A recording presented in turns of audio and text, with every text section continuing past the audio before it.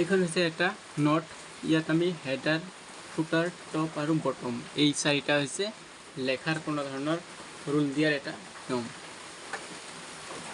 তেনেহ'লে এতিয়া আমি ইয়াত হেডাৰ, ফুটাৰ, টপ, বটম ইয়াত চাৰিটা আছে, তাৰ ভিতৰত দুটা আমি ৰুল মাৰিছোঁ, অৰ্থাৎ দাগ টানি দিছোঁ। এতিয়া আমি এইবিলাকত লিখিম। আৰু এইখন হৈছে আমাৰ স্কেল।